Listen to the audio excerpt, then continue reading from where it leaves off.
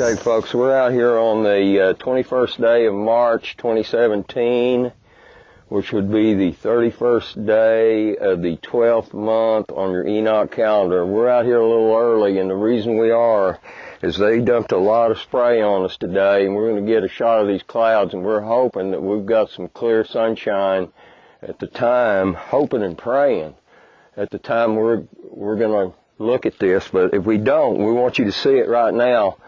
Let's take a look at this right now. If you can remember, we've got the east-west line we can see here now, but yesterday we had just a little bit of the black showing here yesterday.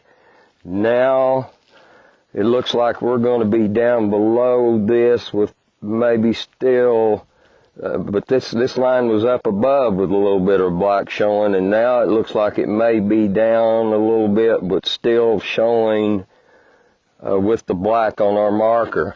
Now let's go to the other one. This one, if you can remember yesterday, was out. This one, wow. This one's pretty close to spot on right now. Now what we have is we have a difference, and we're realizing a lot of different things, but the string on this particular sundial is thinner than the string on this sundial. So depending here again on your pencil marks, your width of your string, and if you can remember when we did the big one yesterday, it was moving about 3/8 of an inch a day. So depending on how big or how small your instrument is, it's going to give you different variations in the shadows.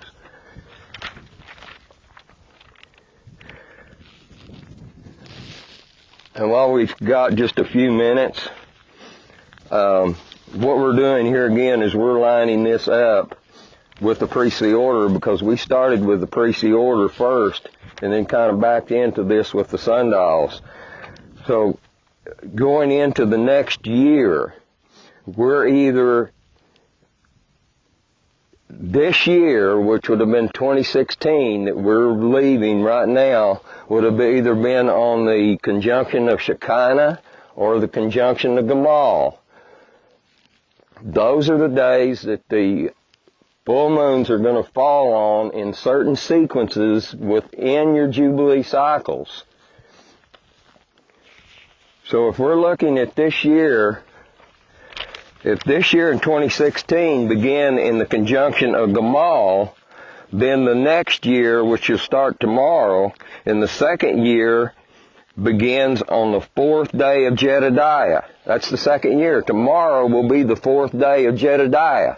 On your Enoch calendar, if you're not on the 4th day of Jedediah tomorrow, then you're not on the right spot. You're not in the right place. Or if we're in the 5th year, coming out of the 4th year, then we're looking at the 4th day of Jeheshabab is going to be on. But it's the 4th day, and the days begin with the priestly order on the first day of the week, i.e. Sunday if you're on the pagan calendar. So if you count 4 days from that time, you're either going to be on the 4th day of Jedediah or the 4th day of Jeheshabab. We don't know exactly which one it is, but we have a 50-50 shot that it's either one or the other. And we're still studying this priestly order. Now, in the second year, the first full moon is on the second day of Malkijai on the 20th day. Now, you're going to see a full moon on the second day of Malkijai on the 20th day if we're in the second year of the rotation. Now, if we're in the 5th year of the rotation, we're going to see the first full moon is on the second day of Hazar on the 20th day. I know this is complicated to get, but we're going to do a video a few days from now. Hopefully we can get it done within the next week. It's going to explain some of this stuff. But right now, folks, we're in the 3rd inning of the ball game, and we're looking at the 5th inning a week from now, and we're not going to be concerned about the 5th inning until we get the 3rd inning over with. So we're just going to give you the information that we're seeing today, and I know you're not going to soak a lot of this in, and it's not easy. Another thing, while we still got a little bit of time and hopefully we've got some sunshine, we're getting inundated with a lot of emails. So we're going to try to get to everybody when we can, and they're backed up. We'll get to you when we can, and tomorrow we've got an out-of-town conference. We've got some groups that are getting together to celebrate the first day of the first month, and they've got me on as one of the speakers. So after we put this up, we're going to be gone, so you won't be able to get a hold of us by email, but we wanted to show you this. We've got some pictures now. It's cloudy. We hope that'll move out of the way. But we shot that a while ago. Now we're getting a little clearer. We're still on the line. We're on the bottom of the line here. And we're almost dead center in the line over here.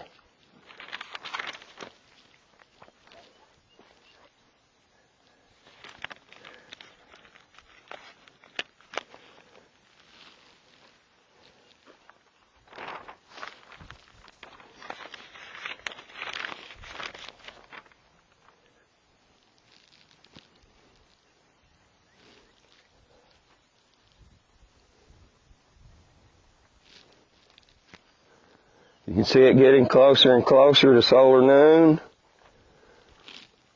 We're getting real close to solar noon. I think we're at it now. No, we're just a hair over here.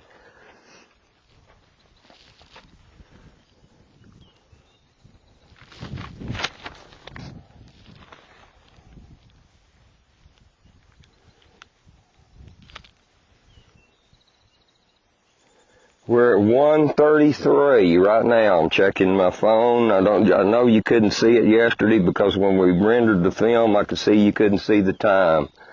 But we've got this same cell phone that we did, and we're going to check it with this instrument because this is the one we checked it with 3 years ago. When we hit solar noon, we're going to look at what time it's going to hit.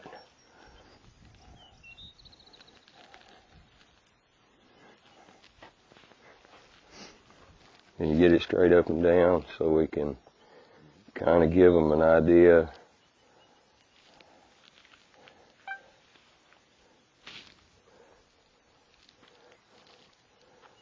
Okay, looks like we're right at solar noon right now, so we're going to take a look. And I don't know if you can see it, folks, but 1:34. 1:34. Our Creator is right on time. 364 days to the day, to the hour, to the minute in the exact same location. Based on the exact same instrument, the exact same location, and the exact cell phone that I used 3 years ago to calculate this with. And we didn't realize that until we looked at some of our old videos and said, wow, it's coming in right on time. So let's go look at the other, a little north of the line. So, like I say, this is something that we've experimented with, that we didn't do until last year. I don't know exactly what could have happened, what is, and I'm not really making any excuses, but we did, we built a new building here back in the fall. You know, we just got to get this more down to precision. Here again, this is a PCB pipe, and it's been out here in this, you know, it's gone through a summer, and we get some temperatures around 110 degrees. I don't know. Maybe we need to go with a steel post. I don't know whether this is warm, but this is awful close. I mean, whatever we've got here. You know, we're in the ballpark, and we knew these other two were going to be real correct, and we're just experimenting with this, and we maybe have to go back to the drawing table, and I don't know, maybe this did warp. I don't know. You know, we're just like the rest of you guys out there. We're looking for truth, and whatever we can do to find that truth, that's what we're looking for. But what's really exciting is that it does line up with the priestly order, the Psalms of the Sabbath Sacrifice, and when we saw the other two sundials, it also lines up too. And another thing I'd like to say is that equal day and equal night, and it's specific in Enoch chapter 72, that the day after equal day and equal night is the first of Aviv. The day after the equal day and equal night of the 31st day of the 6th month is the first day of the 7th month. So read Enoch really close before you get a little messed up and say, hey, equal day and equal night is on the 1st of the 1st and the 1st of the 7th. It's not. It's the day before. So based on what we're seeing today, tomorrow, the 22nd day of March 2017, based on all three indicators, would be the 1st of Aviv. It would also be, like I say, the 22nd day.